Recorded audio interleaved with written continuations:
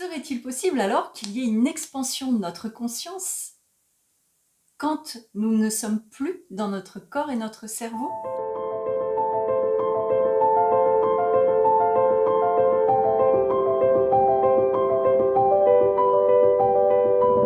Bonjour, aujourd'hui accompagnée de Malo, la deuxième vidéo sur les expériences de mort imminente. Alors avant tout, n'oubliez pas de liker, de partager, de commenter, puis Malo s'en va. De commenter et de vous abonner pour améliorer le référencement de mes vidéos sur YouTube. Donc comme je vous disais en préambule, la deuxième partie sur les expériences de mort imminente. On a vu J'ai des poils de chat. Je me transforme en chat. J'ai fait une expérience de mort imminente et là je reviens en chat. Bon, en fait, ils n'ont pas voulu de moi parce que bon, il y a une petite sélection et voilà, moi je convenais pas, donc je suis partie, je suis revenue et je viens vous passer un message. Les expériences de mort imminente, et ce message c'est celui-là, ça pose des questions, comme je disais dans la vidéo précédente. Ça pose la question sur le sens de notre existence, mais ça pose aussi la question de est-ce qu'il y a une vie après la mort? Ça pose la question de la localisation de la conscience. Ça pose aussi la question de l'influence de la culture sur les expériences de mort imminente, voir par exemple si il y a des points communs qu'on retrouve dans toutes les cultures, ou si les expériences de mort imminente se présentent de différentes manières. On va voir ça. On va commencer par les points communs qu'on peut retrouver dans les expériences de mort imminente. Pour ça, j'ai un super bouquin que j'ai rangé là, dont j'ai parlé dans la première vidéo, qui est celui du docteur Sartori, le docteur Penny Sartori, avec la préface de Pim van Lommel, qui est très connu aussi dans les études sur les expériences de mort imminente, un éminent chercheur. Mieux comprendre les expériences de mort imminente. Elle parle de ces fameux points communs. Elle parle notamment du fait que on retrouve selon les cultures des figures liées à la religion, par exemple. On va retrouver la rencontre, dans les expériences de mort imminente, on va retrouver la rencontre avec Marie, avec Jésus, Yama, je crois, pour les hindous, les Yamdot, de mémoire, je ne connais pas très très bien la religion hindoue, mais en tout cas je sais que les personnes qui font une expérience de mort imminente vont rapporter, et c'est ça un petit peu l'essentiel, vont rapporter des rencontres avec des figures liées à leur propre culture. Et les autres points communs que les chercheurs vont pouvoir répertorier, des sortes de similitudes, c'est que dans les expériences de mort imminente, il y a une notion de temps altérée. Il y a une notion d'espace aussi qui est complètement différente. Par exemple, un expérienceur avait dit « Je ressentais toute l'éternité dans chaque seconde et chaque seconde s'étirait jusqu'à l'éternité ». La notion d'espace n'existe pas non plus, en tout cas de notre point de vue. Une autre expérienceuse, cette fois-ci, disait « Tout tournoyait dans des directions différentes ». On a vraiment des expériences hors de notre connu, du connu des lois physiques. On peut se retrouver au plafond, on peut se retrouver perpendiculaire au corps, on peut se retrouver très grand, on peut ne pas avoir de notion de corps. Tout ça, ce sont des états que les personnes expérimentent et qui montrent que hors de notre cerveau, hors de notre corps, les choses sont différentes. Un autre point commun est la rencontre avec des êtres de lumière, dans un état d'amour, un état de chaleur. Ce sont des êtres de lumière chaleureux, disent les expérienceurs. Et ce sont aussi des êtres qui connaissent apparemment tout de nous, d'après aussi Nicole Dron. Une autre similitude se trouve dans des sens plus aiguisés, dans des événements paranormaux, non ordinaires. Par exemple, une personne a dit « Si je tendais le bras vers la feuille, je devenais une partie de la feuille ». On retrouve également une vision du futur. L'une des personnes qui a témoigné de son expérience de mort imminente a vu que malheureusement, quelques années plus tard, son fils allait mourir. Elle a demandé pourquoi et on lui a dit qu'il y avait de la beauté dans toute chose. Alors ça parle de nous, ça parle de ce que nous sommes, ça parle de ce que nous ne sommes pas. Nous ne sommes peut-être pas ce cerveau, peut-être pas ce corps, Et en tout cas, dans cette expérience, il y a toujours ce même point commun qui est que ce n'est pas le moment. Ce n'est pas le moment pour eux de rester. Alors, ils vont rencontrer une personne de leur famille, un être de lumière qui va leur dire non, c'est pas le moment pour toi, tu retournes. Et ces expériences de mort imminente ont un impact important sur la personne. Une de mes amies qui, il n'y a pas si longtemps que ça, a fait une expérience de mort imminente et qui a accepté de témoigner dans le magazine OVNI Science et Histoire pour ma rubrique Mon Invisible, je la remercie, je lui fais un petit bisou. Bisous Sandrine. Était médecin au moment de son expérience de mort imminente. Elle a vu qu'elle devait s'occuper des enfants. Et elle est devenue enseignante pour les jeunes enfants. Concernant l'impact sur la personne, l'université de Charlottesville, en Virginie, précisément le bureau d'études sur les perceptions, note que 10 à 20% de personnes faisant un arrêt cardiaque vivent un état extraordinaire de mort imminente. Et c'est précisément Bruce Greyson, le professeur émérite en psychiatrie sur les sciences neurocomportementales qui nous dit ça. Alors, cet impact change la vie de la personne. La personne n'a plus peur de la mort. Elle a des difficultés à s'intéresser également à ce qui se passe dans sa vie de façon classique, aux choses matérielles, à son travail. Elle a des difficultés même parfois, malheureusement, à rester mariée. Une expériencieuse nous disait « ça a bouleversé tout ce que je savais et c'est vraiment très dur ». C'est très dur, d'autant plus que les personnes qui n'ont pas vécu une telle expérience ont toujours le même point de vue. Ils doivent intégrer dans leur vie cette expérience vraiment hors du commun. Comme je l'ai dit tout à l'heure, les expériences de mort imminente posent la question de la survivance après la mort du corps physique, de la conscience, de la localisation de la conscience.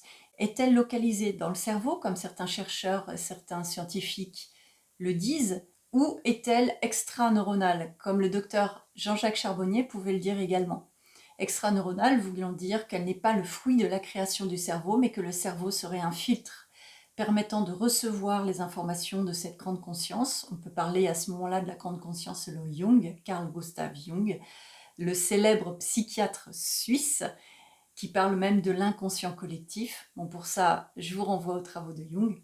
L'idée qu'une conscience n'est pas le fruit de notre cerveau, n'est pas liée à nos neurones, va à l'encontre de la position classique de la science. Jim Tucker, le directeur du département des études sur les perceptions dont je vous parlais tout à l'heure en Virginie, aux États-Unis, note qu'il y a presque 50 ans d'études sur le sujet des EMI et puis sur d'autres sujets traitant de la conscience. Donc ils étudient les médiums, ils étudient les visions que les personnes ont au moment de leur mort, ils étudient les témoignages de réincarnation et puis bien sûr ces fameuses expériences de mort imminente. Tout ça pour comprendre ce qu'est la conscience. Les EMI existent depuis très longtemps. Comme je vous ai dit dans la première vidéo, on en retrouve sous différents récits. On peut même dire que certains dessins de la préhistoire peuvent faire penser à des expériences de mort imminente. Et puis, on a noté dans la République de Platon que le mythe d'Er, ce personnage qui traverse les royaumes des morts, fait référence à ce moment de départ et de retour. En 1892, un alpiniste qui s'appelle Albert Heim a lui aussi fait une expérience de mort imminente et puis ensuite il s'est mis à recueillir les différents témoignages d'autres alpinistes parce qu'il est tombé, il s'est vu sortir, avoir une expérience comme ça.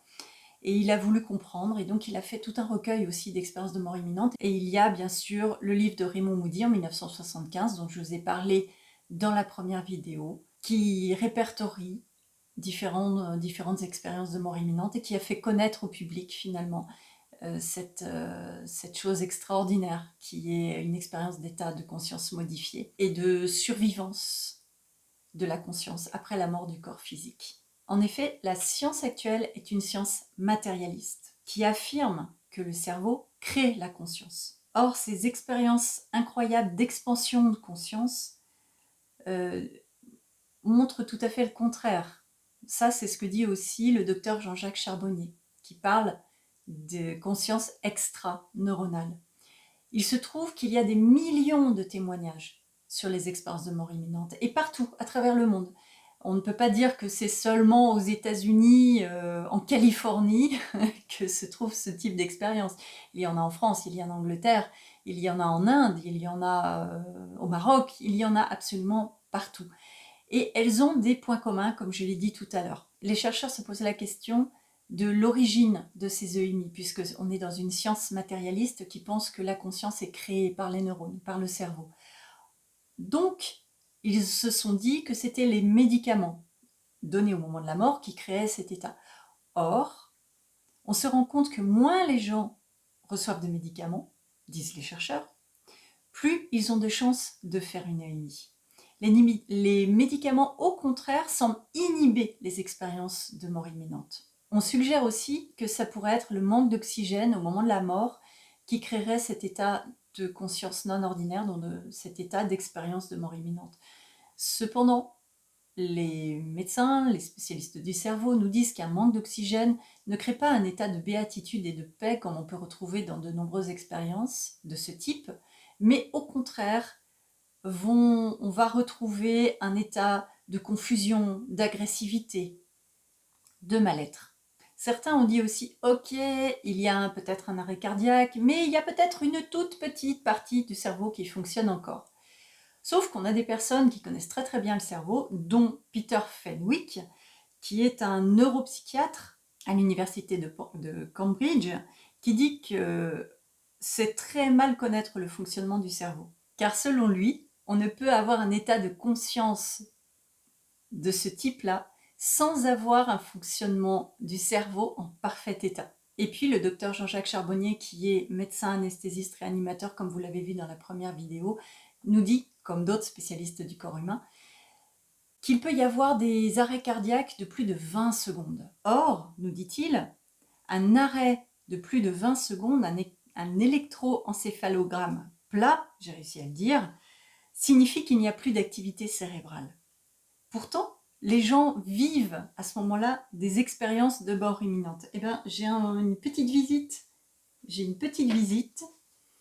Bonjour mon bébé. Voilà, une petite visite de Malo qui revient, qui était allé se balader. Et donc, et là, son petit cerveau fonctionne bien. Il s'est dit, tiens, je vais venir voir ce qui se passe avec maman. Ben voilà, regarde. Coucou à tout le monde. Donc, s'il y a un électroencéphalogramme plat, et là, je ne vais pas y arriver, merci Malo, c'est que toute activité a cessé. Là, vous ne le voyez pas, mais j'ai mis le petit aquarium juste à côté, et Malo est parti boire dedans, ce qui n'est pas forcément terrible. Là, il va visiter l'Yggdrasil, je ne sais pas ce qu'il va pouvoir trouver. C'est l'arbre monde, hein, l'Yggdrasil. Malo, tu me perturbes. Alors, la suite, c'est... Merci Malo de me perturber. Je t'aime mon chat. Je vais peut-être pas faire une expérience de mort imminente avec toi pour te montrer à quel point je t'aime et pour visiter l'amour, mais quand même, tu me perturbes. Donc, revenons à notre sujet des expériences de mort imminente après la petite visite de Malo. Il y a une EMI absolument extraordinaire qui est celle de Pam Reynolds. Pam Reynolds avait un énorme anévrisme, on lui a vidé le sang de son corps, oui c'est vrai, ça arrive, et elle n'a pas eu de circulation sanguine à la fois cérébrale et dans le corps pendant plus d'1 heure. Elle ne pouvait ni voir ni entendre. Elle avait des scotch, elle avait carrément des scotch sur les yeux, on lui avait mis des bouchons sur les oreilles, donc elle ne pouvait ni voir ni entendre. Et elle a décrit en fait ce qui se passait, elle a décrit même les instruments utilisés. Elle était là, dans la pièce, elle voyait ce qui se passait, et elle décrivait des instruments qu'elle n'a jamais vus et qu'elle ne reverra jamais. Alors, cette expérience de Pam Reynolds est citée comme l'une finalement des plus extraordinaires, puisque on a pu mesurer son activité cérébrale, son activité cardiaque qui n'était pas là, puisqu'il n'y avait pas de sang, et elle ne devait pas voir ce qu'elle voyait. Pourtant, c'était le cas. Le neurochirurgien a d'ailleurs dit que c'était complètement impossible. Et ça remet en question notre idée de la conscience et de notre esprit, qui n'est pas généré à ce moment-là par notre cerveau. Serait-il possible alors qu'il y ait une expansion de notre conscience quand nous ne sommes plus dans notre corps et notre cerveau? Ça, c'est intéressant. Et c'est intéressant particulièrement parce que ça me renvoie et ça nous renvoie sur le cerveau. Le cerveau serait un filtre. Cela signifie qu'il y aurait une grande conscience vaste, et qu'elle serait filtrée par notre cerveau qui, lui, n'a qu'une envie, c'est que nous fonctionnions de façon optimale dans le monde qui est le nôtre. Il a envie de cohérence, donc il va filtrer tout ce qui n'est pas cohérent. Il a envie que ce soit efficace, donc il va éviter tout ce qui n'est pas logique pour lui. Et en gros, pour vivre tel que nous le faisons en tant qu'humains, nous devons filtrer les informations de cette grande conscience. Nous devons avoir un temps, nous devons avoir un espace, nous devons avoir une cohérence. Et c'est le rôle du filtre. Je vais terminer pour aujourd'hui cette deuxième capsule sur les expériences de mort imminente. Je vous retrouve pour un autre moment totalement différent avec une interview de Nicole Dron sur les expériences de mort imminente. À bientôt, n'oubliez pas de liker, de partager, de commenter et on se retrouve très prochainement. Bisous!